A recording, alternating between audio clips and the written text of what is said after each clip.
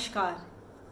दीपावली या दिवाली पूरे भारतवर्ष में बहुत बड़े त्योहार के रूप में मनाया जाता है। इस 5 दिन के त्योहार में सभी अपने घर को दिए और फूल से सजाते हैं। दिवाली का यह त्योहार सभी के लिए खुशियाँ लेकर आता है। दिवाली के दूसरे दिन अर्थात कृष्ण पक्ष के 14वें दिन छोटी दिवाली मनाई जाती है। इसे नरक चतुर्दशी के नाम से भी जाना जाता है। कहते हैं इस दिन भगवान कृष्ण ने अपनी पत्नी सत्यभामा के साथ मिलकर दुराचारी दानव नरकासुर का वध किया था। तो चलिए सुनते हैं श्री कृष्ण, सत्यभामा और नरकासुर की कहानी। बहुत समय पहले की बात है। पृथ्वी की देवी भूदेवी के एक बेटे थे जिनका नाम था नरकासुर। भूदेवी का यह पुत्र नरकासुर उनके और राक्षस हिरण्यकश्यप के बीच हुए एक युद्ध के दौरान पैदा हुआ था।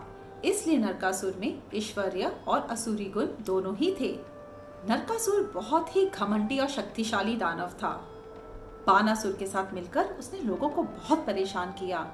उसने शीघ्र ही पूरी धरती पर कब्जा कर लिया और अब उसकी नजर थी देवलोक पर। वह देवलोक पर भी राज करना चाहता था। ब्रह्म भगवान को खुश करने के लिए उसने कठिन तपस्या की। ब्रह्मा भगवान उसकी तपस्या से बड़े खुश हुए और एक दिन नारकासुर को दर्शन दिए। उन्होंने नारकासुर से कहा कि उसकी तपस्या से वह बहुत खुश है और उसे वरदान देना चाहते हैं। और बस नारकासुर ने वरदान के रूप में मृत्युंजय वर मांग लिया जिससे वह अमर हो जाए। पर भगवान ब्रह्म ने मना कर दिया। उन्होंने नारकासुर से कहा कि जो पृथ्वी पे आया है उसे जाना ही होगा, तो वह कोई और वर मांगे। तो नारकासुर तो था बड़ा चालाक। उसने ब्रह्म की तरफ देखा और बोला कि अगर आप मुझे मृत्युंजय वर नहीं दे सकते हैं तो कोई बात नहीं, पर मैं चाहता हूँ कि मेरी हत्या केवल मेरी माँ के हाथों हो। भगवान ब्रह्म मान गए। भगवान ब्रह्म ने यह वरदान नारकासुर को दिया और वहां से चले गए। उनके जाने के बाद नारकासुर बड़ा खुश हुआ। उसे लगा कि भला कोई माँ अपने बेटे की कभी हत्या कर सकती है, और वह अब अपने आप को और शक्तिशाली समझने लगा। और फिर इंद्र को पराजित करने के विचार से नारकासुर पहुंचा इंद्रलोक। भगवान इंद्र नारकासुर से भयभीत होकर इंद्रलोक छोड़कर भाग गए। वह श्री कृष्ण के पास गए और उनसे मदद की प्रार्थना की।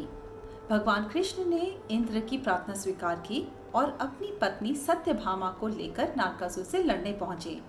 अब नारकासुर को भगवान ब्रह्म का वरदान था कि उसकी हत्या केवल उसकी माँ ही कर सकती है, और सत्यभामा नारकासुर की माँ का ही अवतार थी।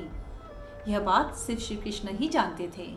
श्री कृष्ण और नारकासुर के बीच घमासान युद्ध हुआ और नारकासुर ने श्री कृष्ण पर एक घातक हथियार फेंका।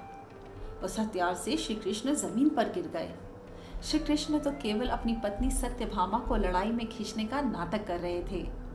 अपने पति को जमीन पे गिरा घायल देख सत्यभामा बड़ी नाराज हुई। उन्हें बहुत क्रोध आया। उन्होंने नारकासुर पर प्रहार किया और नारकासुर का वध कर दिया। कृष्ण पक्ष के 14वें दिन नारकासुर की हत्या हुई थी। अहंकार, लालच, घमंड पर अच्छाई की जीत को नरक चतुर्दशी के रूप में मनाया गया। तो यह थी नरक चतुर्दशी की कहानी, जो छोटी दीपावली के रूप में कृष्ण पक्ष के 14वें दिन मनाई जाती है। आशा है आपको कहानी पसंद आई होगी। जल्द ही एक और मनोरंजक कहानी लेकर मैं आऊंगी। सुनने जरूर आइएगा। नमस्कार।